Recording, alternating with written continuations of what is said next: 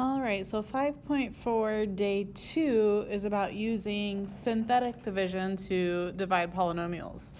So last lesson we talked about long division.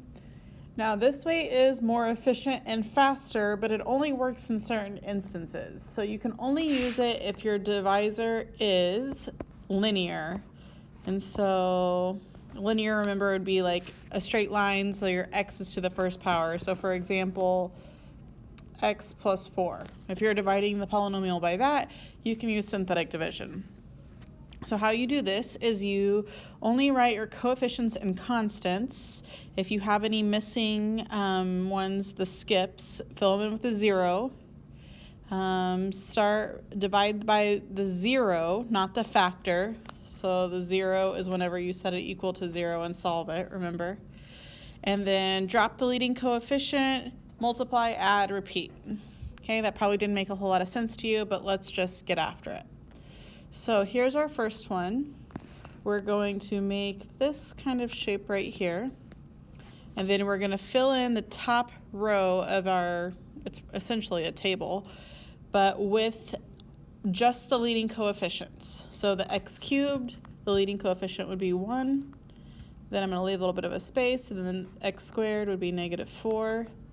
Then 6, and then -4, okay? So it said in our directions to divide by the 0. So the 0, what would this be whenever, if x equaled 0, or if we set that equal to 0? Well, it would be +2. So we're going to divide everything by +2. Okay, and once you start doing this, you're going to be like, oh, this kind of is like long division. So see what happens. So first thing you do is drop the first number down. So we're just going to drop that down right there. Okay, now this is where it gets a little weird. So you are going to do this and move this number up, but before you move it up, you need to times it by this number. Okay, so 1 times 2 would give me 2, so I'm going to put that right here. All right, and now I'm going to add going down. Okay, so add going down. So -4 plus 2 would give you -2. All right, you're going to do the same thing. You're going to do 2, whatever our divisor is, times -2, which would give me -4. Then I'm going to go down and add. I'm not going to do all these arrows every time, just this first time. So 6 plus -4 would give me +2.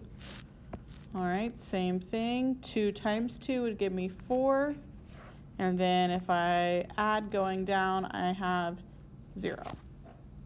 Okay, so this right here is going to be your remainder. The last number is. So that's good. This one doesn't have a remainder. So now you write it like this. So you're going to have x squared minus 2x plus 2. Okay, so I don't know if you can see the relationship. I just moved them straight down. They are in order. So I start with my constant and go, so that's 2.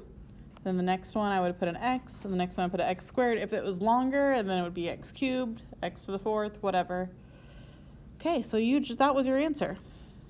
So we're going to get faster as we go. That was a lot of explaining on what exactly you're doing, but it really is quite quick once you get used to it.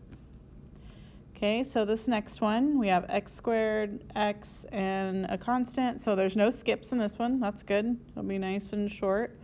So put your leading coefficients. So 6, -8, and -2.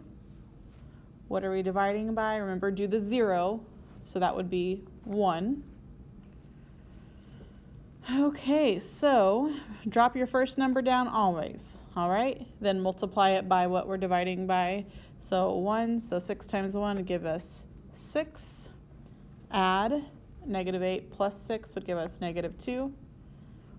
Multiply, so 1 times -2 is -2. And then drop it straight down and add. So that would give us -4. So I don't know if you need the arrows. That is what I did. Okay, so this would give me, remember this is your, over here is your remainder. So my remainder is going to be -4 over what? Well, just like on long division, it's over whatever you divide by. So x minus 1. Okay, I'm going to add a plus sign right there. The -2 is our constant. And then the +6, well, that's the next one up, so it would just have to be x. So this would be our answer right here. 6x minus 2 plus -4 over x minus 1. Okay. So here's the remainder theorem. If you divide by a polynomial of a degree, n is greater than 1. So you're dividing by a polynomial with a degree of greater than or equal to 1 by x minus a, then the remainder is p of a.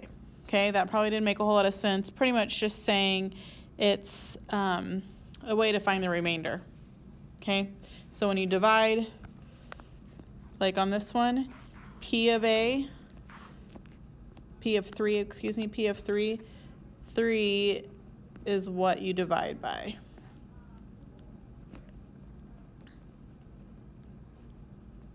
All right, so now let's get it all set up. It does look like there's a skip in this one because we have no x to the 4th power. So something to keep in mind. So we are going to do, so we're going to have to the 5th is 1, then put a 0 where the 4th power would be, then -2, then -1. Oh, there's no to the 1st power either. So that's another 0, and then times 2. All right, and we are dividing, I said, by your p of a, so 3. All right, let's get started. Drop the first one down, of course, and that would give me 1. Multiply it. 3 times 1 is 3. Add.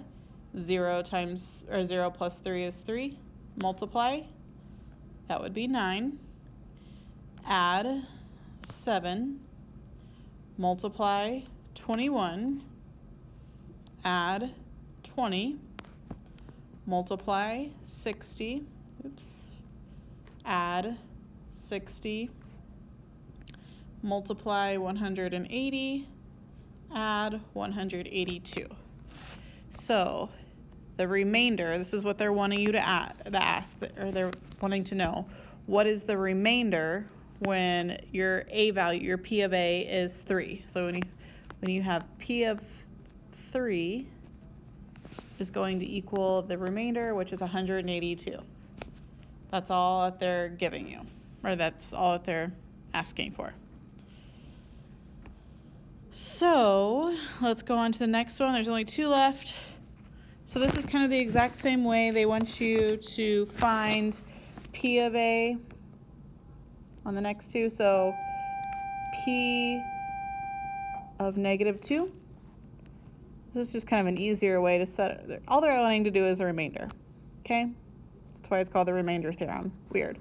Okay, let's set it up. So we have x cubed would be 1 squared 4, then -8, then -6. Looks like there's no skips. Okay, good. So drop it down, multiply -2 to add 2, multiply -4. Oops, what's going on here? Add -12, multiply 24, add 18. So the remainder, whenever you divide by -2, or the p of -2, it's going to be what? 18. That's all they want you to do. Last problem, we have set it up. We've got 1, -7, 15, -9. I'm going to divide by 3, drop it down, multiply, add, multiply, add, multiply. So it looks like this one doesn't have a remainder. So P of 3 for this problem would be 0. Okay, so I thought we were done with notes, but I didn't realize there's 3 more problems, so that's all right.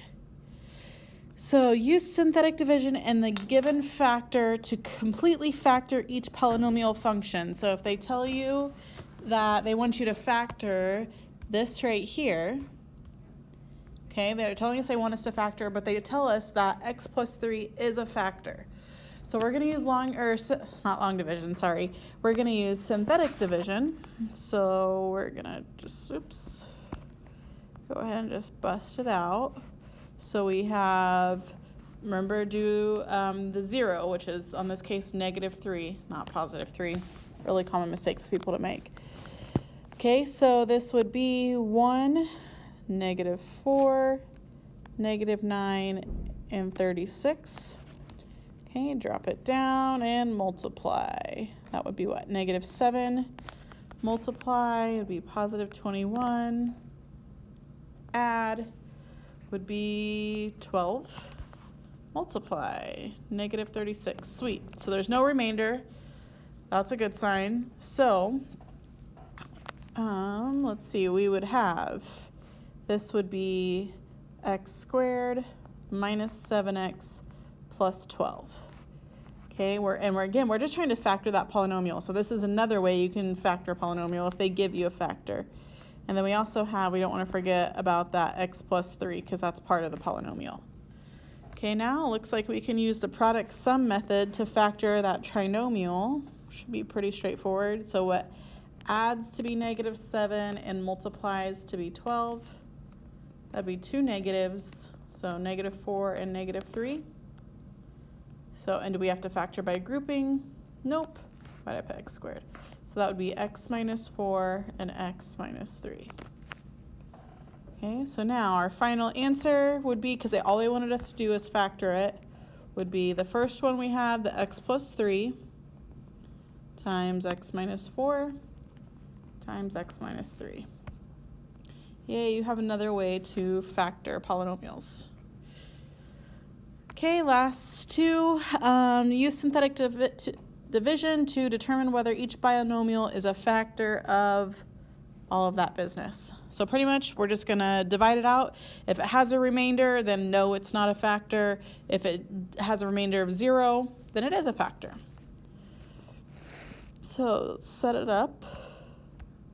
This would be 3, 10, -1, and -12. No skips. That's good. And then what are we going to be dividing by? Well, that would be a +4. Okay, drop it down. Multiply 12. That would be 22. Multiply 88. Oh, these are getting to be big numbers. That would be 87. Multiply, I'm going to use a calculator, and it's 348. And then we're going to add those, and that would be 336. So is this a factor? No way. So no, because there's a remainder. A huge remainder, but even if it was just 1, it wouldn't work. Okay, let's do another one. We have 3, 10, -1, and -12 again, and this time we're dividing by 1. But I shouldn't say dividing by 1, dividing by the 0, 1. Because if we were dividing by 1, it would just be that. Okay, won't go into that, whatever. Okay, so this would drop the 3 down, multiply. That would be 13, multiply. That would be, what would that be, +12. Multiply, looky there. There is no remainder, so yes. And the reason is because there is no remainder. It's a factor.